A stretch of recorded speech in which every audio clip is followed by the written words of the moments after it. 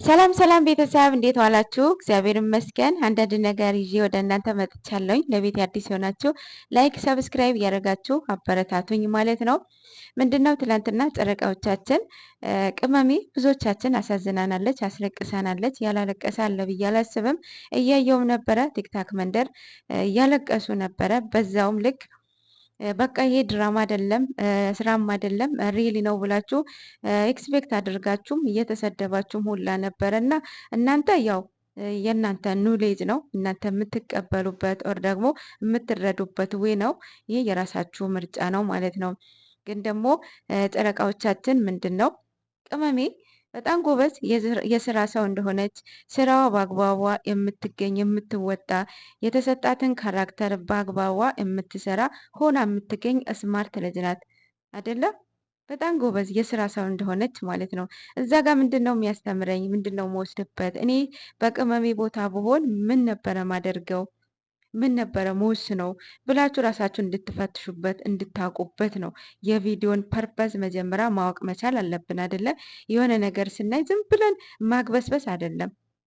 ይህ ነገር ያስተምረኛል ወይስ እነሱ ጋር ብሆን የእሷ ቦታ ብሆን ምን ነበረ ማደርገው ብላችሁ እራሳችሁ እንድትፈትሹበትና እንድታውቁበት ነው። ምንድን ነው ምንም ነገር በችኮላ አለመወሰን። በችኮላ የወሰናችሁትን ውሳኔ ለእናንተ ጥሩም ሊሆን ይችላል የሚጸጽታችሁ። አብዛኛው በችኮላ የምንወስናቸው ውሳኔዎች ጥሩ አይሆኑም። ጸጸት ውስጥ ነው የሚያስገባን፣ መጨረሻውንም አያምርም። በችኮላ የምንወስነው ውሳኔ ምንም ነገር ውሳኔዎች ስትገቡ ራሳችሁ በደንብ መመካከር አለባችሁ ከራሳችሁ ጋር ከሰውን ጋር ሳይሆን ራሳችሁ አስባችሁበት እንደዚህ ባደርግ በቃ ከራሳችሁ ከህሊናችሁ በደንብ ተመካክራችሁ መወሰን።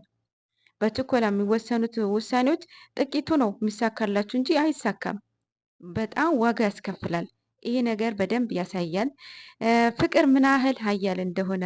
ፍቅር በቃ ደስ የሚል ስቃይ ነው አይደለም?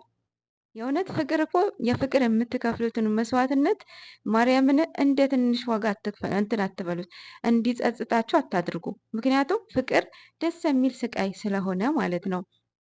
እና ፍቅር ከፍቅረኛችሁ በቀላሉ መለያት እንደማትችሉ ያሳያል።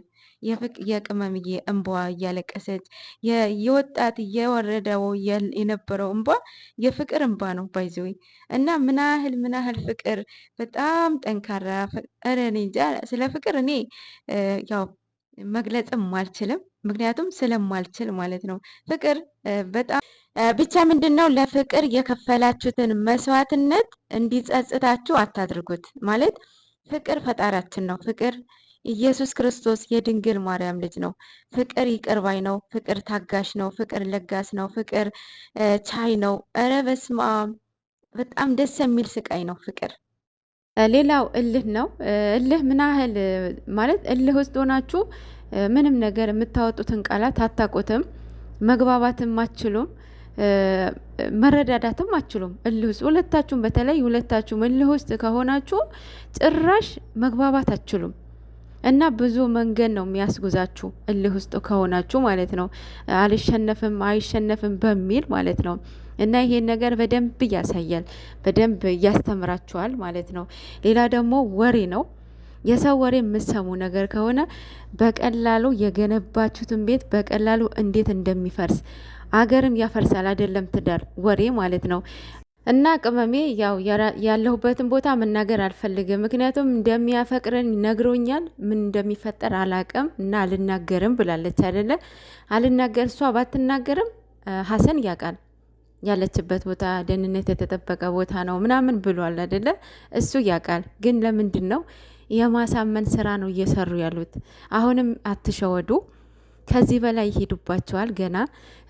ማለት አሁን ብሩኬ ሀገር እንዳለ ቅመሜ ሀገር ውጭ እንደሆነች 2-3 ቪዲዮ እንደሚሰሩ አትጠራጠሩ። ምንድነው አሁን ቅመሜ እንደዛ ስትል ብሩኬ እንደሚያፈቅራት እንደሚወዳት ምን ያህል እንደሚሳሳላት ሳታቀርት አይደለም። ብሩኬንም እንደዛው ተናግሯል እንዴት እንደምታፈቅረው።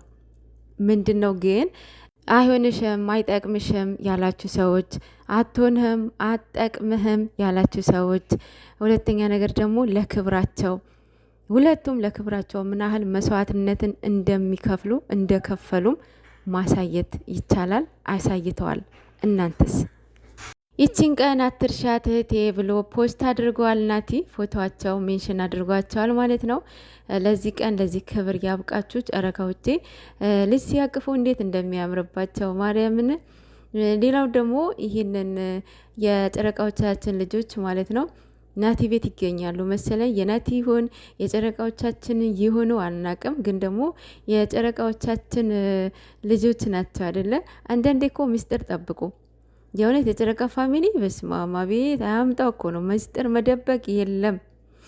እንግዲህ አንዳንዴ ብደብቁ ጥሩ ነው፣ ብደብቁላቸው ማለት ነው። ዛሬ በምን ወይ እንደሚመጡ ምን ይሆናል አይመስላችሁ? ሰላም